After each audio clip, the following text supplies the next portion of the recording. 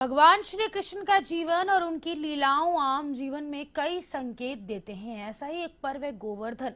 इस दिन को लेकर मान्यता है कि भगवान कृष्ण ने देवराज इंद्र का घमंड चूर किया था और अपनी कनिष्ठा उंगली पर गोवर्धन पर्वत को उठाकर ब्रजवासियों की रक्षा की थी। गोवर्धन पूजा का पर्व दिवाली के दूसरे दिन मनाया जाता है, लेकिन इस बार अमावस्या तिथि 2 दिन होने की वजह से गोवर्धन पूजन आज की जा रही है। आइए देखते हैं गोवर्धन पर्व पर हमारी खास रिपोर्ट।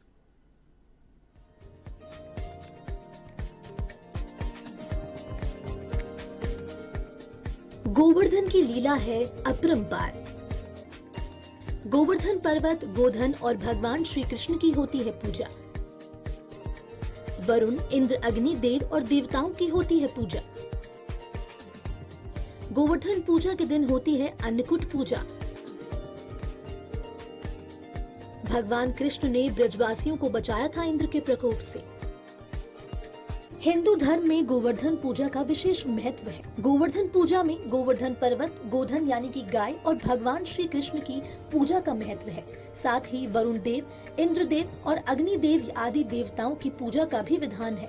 इस दिन अन्नकूट पूजा भी की जाती है।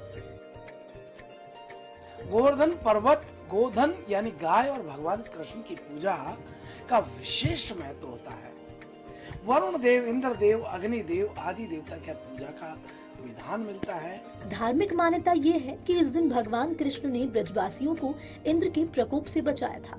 कृष्ण ने ब्रजवासियों की रक्षा करने के लिए गोवर्धन पर्वत को अपनी छोटी उंगली पर उठाया और फिर ब्रजवासियों ने गोवर्धन पर्वत के नीचे शरण लेकर अपनी जान बचाई। इस दिन खास तौर पर मनुष्य के द्वारा प्रकृति के प्रति कृतज्ञता व्यक्त करने के लिए गोवर्धन पर्व मनाते हैं।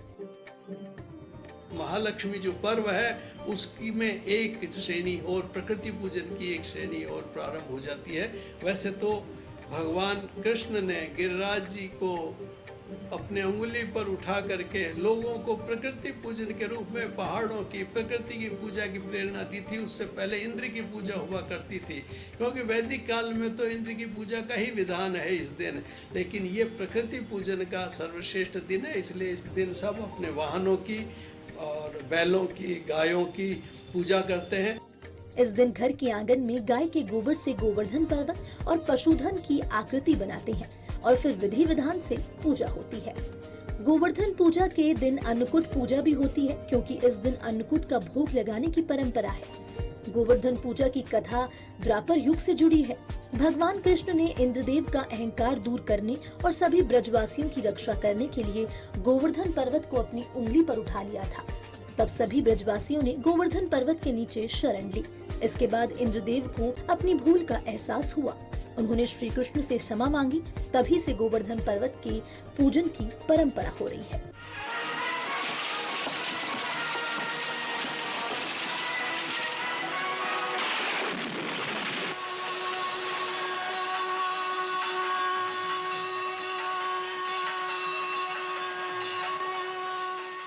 इस दिन गोबर से गोवर्धन जी को लेटे हुए पुरुष के रूप में बनाया जाता है।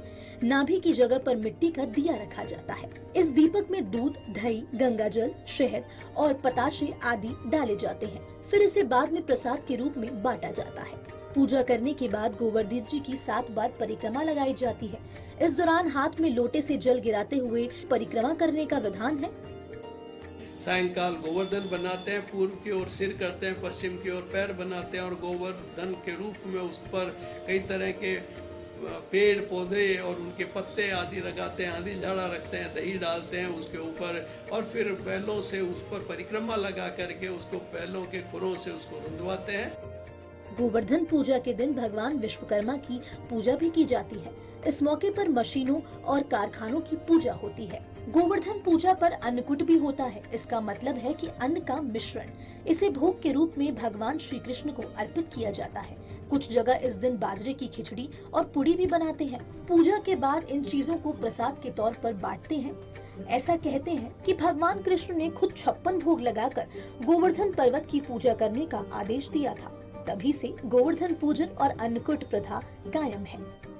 अन्नकूट में नया हमारा अन्न जो बाजरा है, मूंग है, मोठ है इत्यादि जो अन्न अभी पैदा हुआ है उसका भोग लगाएंगे और नई सब्जियों का भगवान को भोग अर्पण करते हैं। अन्नकूट के रूप में प्रसाद बना करके भगवान को अर्पण करने के साथ ही प्रसाद को वितरण किया जाता है।